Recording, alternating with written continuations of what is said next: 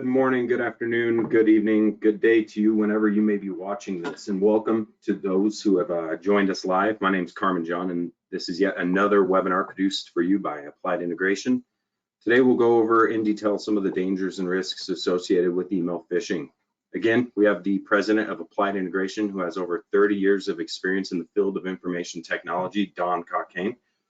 Before we get started, just want to go over some basic housekeeping rules. As folks trickle in, I'm going to put you guys on mute. And please, if you have any questions, put them in the chat and we'll address them at the end. Now, without further delay, here's Don Cockayne. Thanks, Carmen. Thanks for joining me, folks. As Carmen said, this is another one of our kind of educational series webinars, and we typically do these in kind of blocks of 3 so that we start off and kind of build a framework and then kind of build ourselves up as we go into, more information and so forth. So today's topic is all about email phishing. We try to set these for just a 30-minute webinar. So I'm going to go kind of just cruise through this thing because I've got a lot to go cover in 30 minutes. But the reason that we wanted to kind of do a webinar just on email phishing to begin with is because we know that as IT professionals, we deal with this stuff all the time, and so we know what we're talking about when we're talking about email phishing. And oftentimes, IT people kind of assume everybody else knows the lingo, and we just go merrily down the road, talking about this stuff without really stepping back and taking the average person through kind of just a simple to understand explanation of what this stuff is and why it's dangerous and why we need to be worried about it and why we need to make sure that we're taking proper steps to protect ourselves. So the concept today is to introduce you to what this email phishing concept is, excuse me, and kind of step you through what happens when people are sending this kind of malicious stuff into your inbox, how you can take some steps to protect yourself, how you can kind of educate your employees to protect themselves, and why it's important. So let's jump right in here. The term email phishing really kind of comes out of this kind of whole phishing vernacular where you kind of, can think about a guy sitting out there in his rowboat or his canoe or whatever in a pond with a bunch of fish under the water, and he can't see the fish and he doesn't know how many there are. And he's basically just taking a worm and sticking it on a hook and a bobber and throwing it out in the water and seeing what he catches. So that's why the analogy of phishing in the first place kind of came about with this concept of sending junk email into your inbox in a broad kind of shotgun approach without a real specific target. And so if we put ourselves in the mindset of the bad actors who make their living doing this, and what happens is they do make their living by sending this junk email out there. These emails that we're going to talk about today are general in nature. They're not really targeted to you specifically.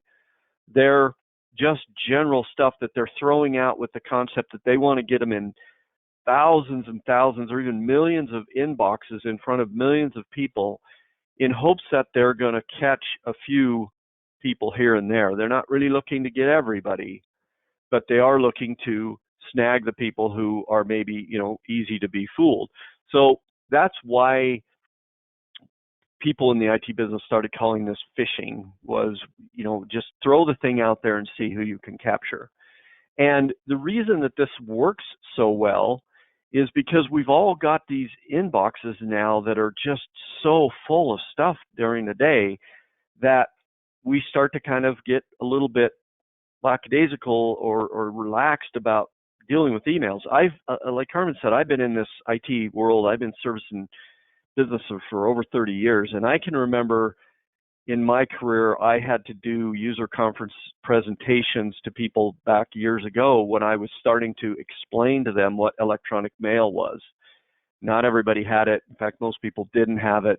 And I would sit up there and do these presentations and say, someday this is going to replace your fax machine. And I'd get a polite chuckle out of the crowd like, oh, that Don, he's crazy, but we'll let him go. And, and I was explaining to people how this was going to be the way that we were going to conduct business. And I wasn't a visionary. I just was seeing what all the rest of the IT world was seeing, that this was an effective way to communicate quickly, to move stuff around.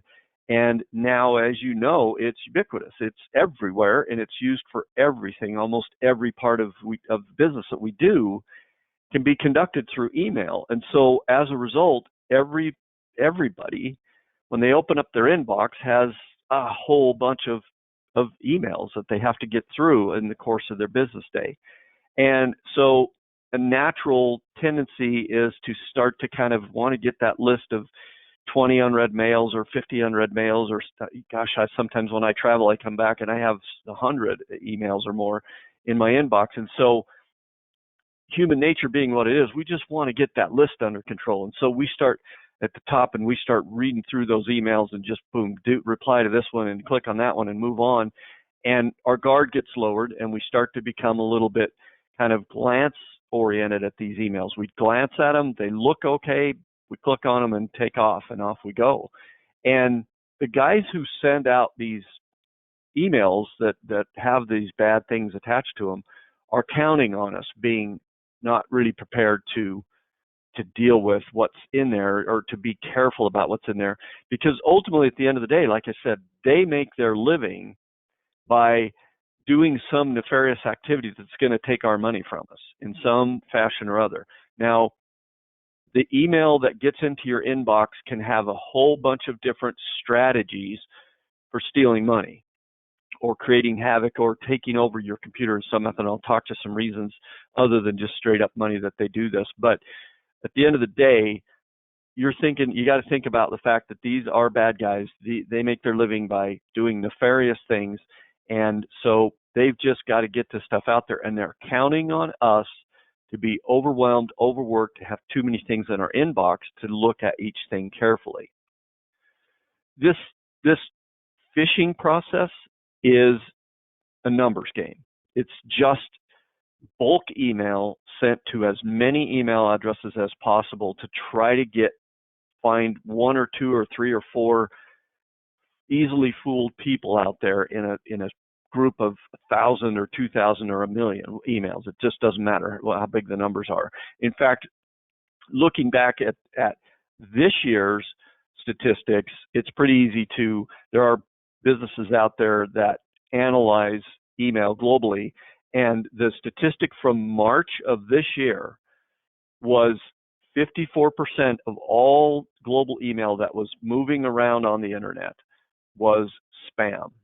So over half the email that is being shot around the world wasn't stuff we wanted, wasn't stuff that we asked for. It was sent to us by someone that we maybe didn't know. They got our email address, scraped it off a website, or got it off of a dark web place where they could go buy thousands of email addresses. And we weren't asking them to send it to us, but we were getting it, in whether we want it or not. A large number of these emails that they're sending in with virus or malicious software infections attached to them are, some of them, as we went through, we've done some previous webinars on ransomware and some cybersecurity webinars. And if you didn't catch any of those, we've got them all linked up on our website. I would certainly recommend you go look at those, because there are some good things in there. And I talked about some of the most nefarious viruses that are coming in through email attachments that are things like ransomware and so forth. But there are even malicious software applications that people are trying to get us to open up on our computers that don't install ransomware, but in fact maybe turn our machines into a machine that is then used to send spam to other people. So let me just explain how this works just briefly here. When I'm a spammer, I'm a person trying to send out a bunch of phishing emails. There are services on the internet now that are starting to watch for me doing that kind of activity and to block my internet connection from sending email. So there's these things called real-time blacklists. And what happens is, when I get identified as a person who's sending a ton of unsolicited email, then my IP address of my internet connection gets put into a blacklist, and now mail servers will start to reject any mail that comes from my IP address. So if I'm a spammer and I'm sitting somewhere wherever I'm sitting off in North Korea or Europe, wherever, off in some offshore oil platform in the middle of the Caribbean, I don't care where I'm at, I don't want to send a ton of email from my own machine, because then my machine will get blocked and I won't have good internet access to send, real email that I need to send. So what they do is they write these little viruses, or they go buy these viruses from other people on the dark web, and they want to get you to click on an attachment in an email that puts that virus on your computer. And maybe when that happens, you don't see anything at all happen. And instead, what happens is this little piece of software goes onto your machine in the background. It just quietly sits there running in the background, and it starts to check into what's called a command and control server that the bad guy is operating. And it just says, do you have anything you want me to do? And the command and control server might say, not right now, I don't, but check back tomorrow. And when your machine checks back into that command and control server, it may then say, yeah, I do have something for you to do. Here's 10,000 email addresses. Start spamming them with this email as fast and hard as you can until you get blacklisted. So there are malicious pieces of software that people are trying to get on legitimate users' computers for the simple method of turning them into a machine that they can now control remotely to make it send another tool to send these messages out to other people with. Because what happens as soon as a machine gets blacklisted, those bad guys just jump to another machine that they have control of and start spewing spam out of that one. And as soon as that gets blacklisted, they have another one ready to go. They jump onto that one and start sending their stuff out of that one. So they're just using these things, are kind of churning and burning through infected computers. But what happens is Joe Public is sitting there at his home or in his business on his computer. He doesn't realize that his machine is sending all this stuff out behind the scenes, and then suddenly his machine gets blacklisted, and now we've got a problem where legitimate email that he's trying to send as a normal course of doing business is being blocked because in the background, without him knowing it, his machine has been a tool for a bad guy, and it's been sending email out there enough to get it blocked. So this is kind of an ever-evolving battle, but that is one of the things that's going on. So when we talk about viruses getting on your computer, the thing that's in the news a lot these days is ransomware, and we know that's a big malicious problem. But it is also very common for these little applications to be just put in the background to kind of give somebody remote control of your machine and you don't even know it. So what typically happens is this. You open up your inbox in the morning and you've got 100 emails out there, and you're going to be cruising down the list and you'll find one that has one of these messages like we've got up here that is built to trigger you to take some action. So there's a problem with your tax refund, might be what the message says, and you've got to go to this website and put all your information in to get your tax refund. Or there's a package coming that you need to do something about. We can't get your package to you. You need to come do something to get that package delivered. And email these days, the email message itself can use all the same HTML code that a website uses. And all that means is your emails can be graphical so that they can have logos and all that kind of stuff put into them. And so it's really, really easy for me, if I'm a bad actor, to go to UPS's website and copy their logo down to my computer. And now I can fake up an email that looks to and feels exactly like something that you would get normally from UPS or FedEx or your bank or whatever. So these emails start to land in our inbox and they look very convincing because they can have all the same graphic qualities and properties of a legitimate email. And so they're very, very compelling. Everyone's using Amazon Prime these days. We're getting thousands of packages delivered from Amazon and FedEx and UPS, and we're kind of conditioned to click on these emails to track our package.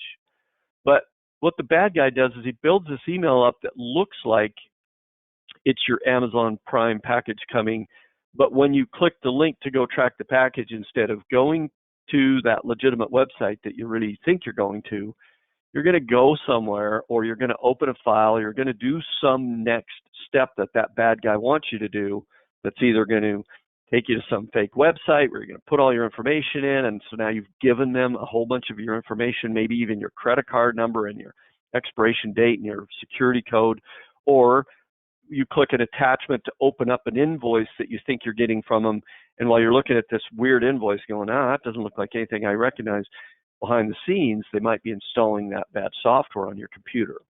So that's kind of what happens, and they're just shotgunning millions of these things out there. So what do we do to keep ourselves protected?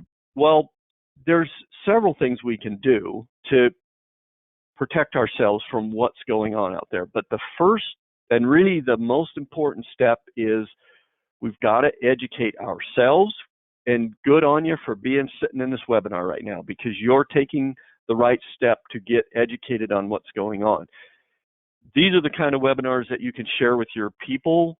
When this is done, we record them, we put them up on our website. You can share the link with everybody and say, hey, go watch this and learn about phishing emails so that you're smarter about what's going on. But it is really important to teach your folks how to identify a questionable email, how to be a little skeptical about what's in their inbox, and you have to kind of show them what's going on. Now, I've got a couple of examples here. Here's an email that when we find these that are really interesting, lots of times we just keep them so we can show you what they look like. But here's an email that wound up in an inbox that looked very convincing, like a DocuSign document. Now, I don't know if you've used DocuSign. You probably have. It's a very popular method of electronically signing contracts and agreements and that kind of thing. And so, again, we're kind of conditioned to react to a DocuSign email. We know that, oh, yeah, I know what to do. I click on the thing, I look at the documents, I do my electronic signature, and off we go. But you can see that in this case, we've highlighted the little link here in this red kind of circle thing that if you were to click on the link in this email, you wouldn't go to DocuSign at all. You would be going to some website that was registered under the domain name of atlanticgraffiti.com. And so this is a good example of a kind of a faked up email that is designed to, tee off of that conditioned response to know how to deal with the DocuSign document. But simply hovering your mouse over the link before you click on the link will show you where it's going. And if the thing looks the least bit fishy, don't go there without doing a little more looking.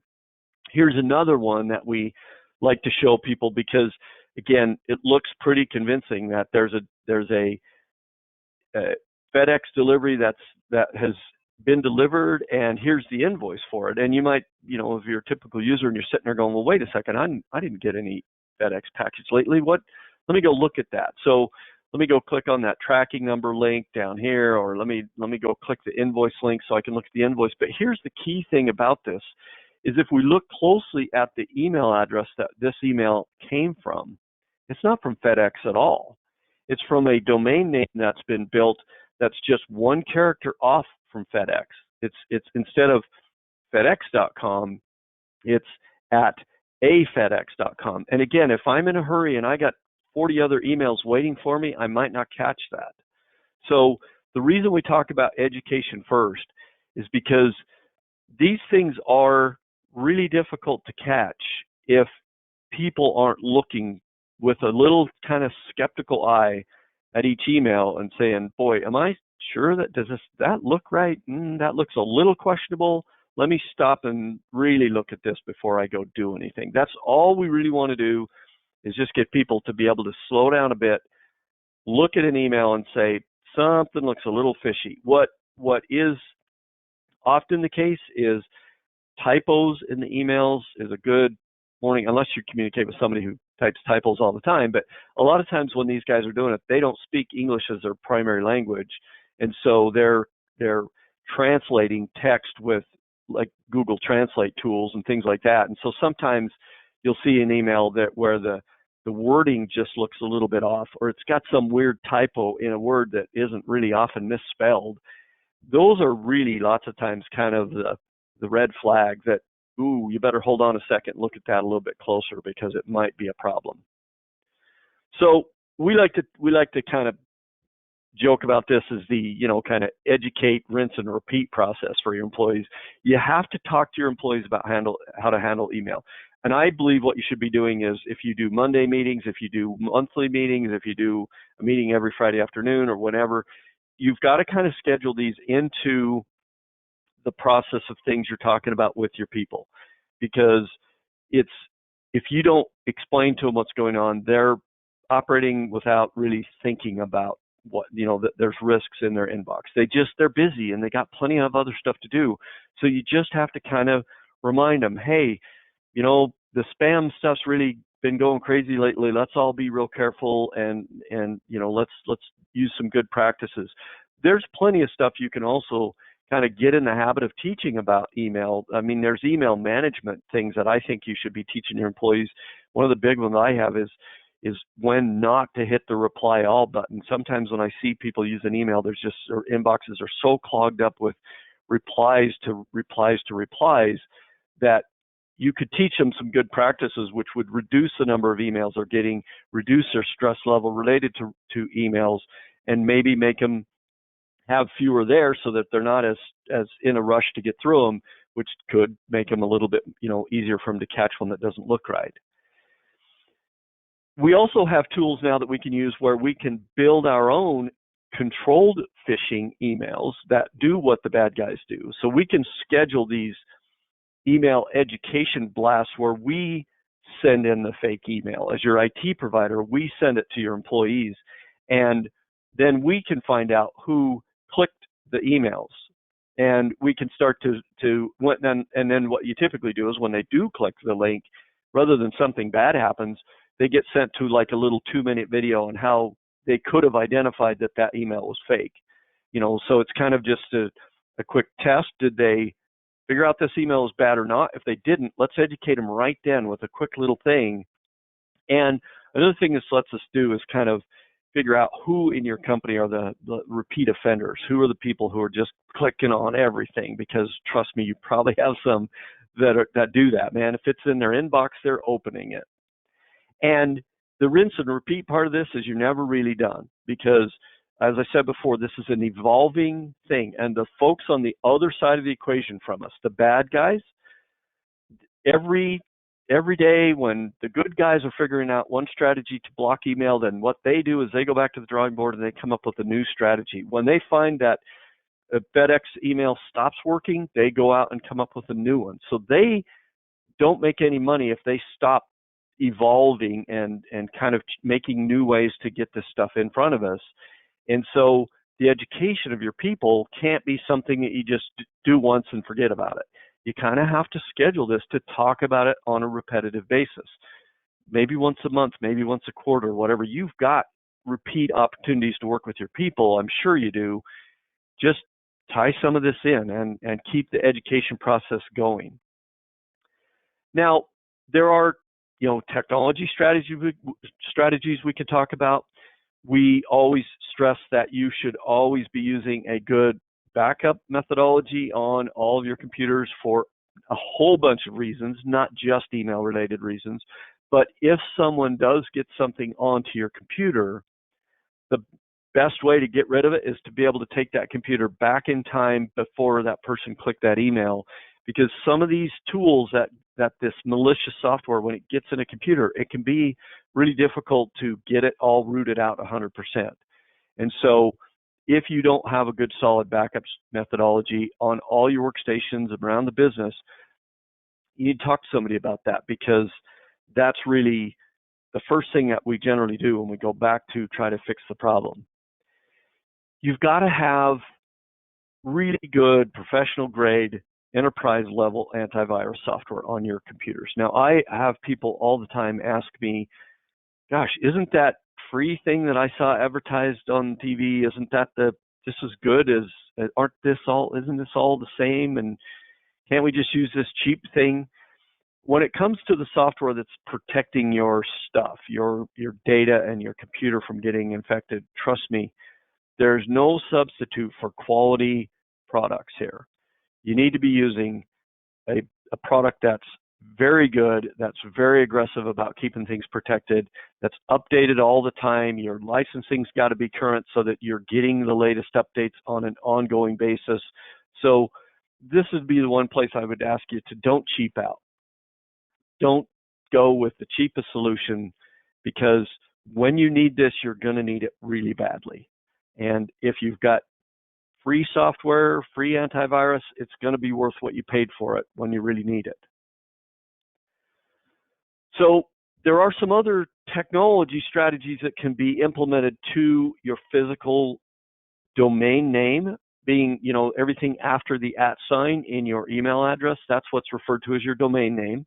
And there are now these control records, I'll call them, or these further kind of test and validate records that can be set up on your domain name. Now, this setup work is typically got to be done by your IT service guys, but there are a couple of records that have been built out there as a strategy for the IT community at large to put additional checks and balances so that an email server can be validated as the genuine server that is supposed to be sending email for that business. That makes it harder for people to spoof emails, to make them look like they came from FedEx. If the sender policy framework, that's what SPF stands for, if those records are set up that says, okay, the only servers in the world that are authorized to send email from FedEx.com are this one, and this one, then if some spammer's trying to make it look like mail came from FedEx and get it in, the mail server that's receiving it can reject that because it doesn't match the records. There's the other kind of records that make up this DMARC proposal, or DKIM, that just stands for Domain Keys Identified Messages. It's just an acronym. You don't need to worry about what it does. But these are things that are done, again, just behind the scenes, so that when you're sending an email from your email address to one of your vendors, just think about it like you've got your big server wherever it is. It might be at Microsoft because you might be using Office 365. It might be in your server closet. It doesn't matter. But when your mail server grabs that message from your inbox and shoots it out to your vendor is also going to receive that mail in their server first. And what can happen if these records are set up properly is their server will check to see which server you sent that email from and just make sure it came from the right place. And if it did, then their server goes, oh, good, this was an email from somebody at somewhere.com, and I see that it did in fact come from the server that is certified as being the one that's the only one that's supposed to send mail from that. So odds are it's pretty good. I'm going to let it in and move it along. But also that their server can do is when it identifies one that doesn't match the records, they can reject it right there. So there's a way to kind of bump that email right back before it ever gets into your mail server by setting up these records. And the last thing I'm going to share with you is if something does happen and you get one of these pieces of software in your machine and it is something that gets something like ransomware on your computer, or you get some form of extortion, and whatever's happening today might be completely different from what's happening 6 months from now because of the way this stuff changes. But the one thing that we all have to kind of agree to do as the people who are on the good side of the equation is just never pay the bad guys. If you can do anything you can do to avoid letting those bad guys get a paycheck by doing something nefarious, that's the only way we're ever going to stop this stuff from happening. The only way we're going to get that 54% of email that moved in March of 2020 being spam, the only way we're going to get that number down is to make it less profitable for people to send spam. We've got to rob these guys of their paycheck. And so by doing good backups and by educating your people and by using good antivirus software and even putting software in front of your mail server that checks the mail before it even gets into the server, by taking all those steps, by making sure your SPF records and your DKIM records are all set up right, you are chipping away at those guys' ability, the bad guys' ability to make money. And that's the only way we're going to drive them out of business, is we've got to make it unprofitable for them to do what they do. So that's what I'm going to leave you with today. We're right up at our 30 minutes. We have another webinar coming up in about a month that's kind of going to go a little bit deeper into this topic. We're going to be talking about some of the more targeted phishing attempts that are really where people are starting to kind of go after bigger chunks of money and so forth. So if you aren't registered for that one, watch your email. I'm sure we'll be sending you an invite to that, and we'll see you about in mid-November, I think, for that one. If you've missed any of our other webinars, we've done some on backup technology and disaster preparedness and business continuity and so forth. All of those are linked up on our website. I would certainly welcome you to go visit those, watch them, share them with your people. This is a good one that we think could be shared with everybody to kind of, again, we're just trying to educate people and make them more prepared to be on the guard to keep bad stuff out of their lives. So I'll wrap this up for now. I do want to thank you for taking a few minutes out of your day to join us, and we'll see you again next time we roll one of these webinars out.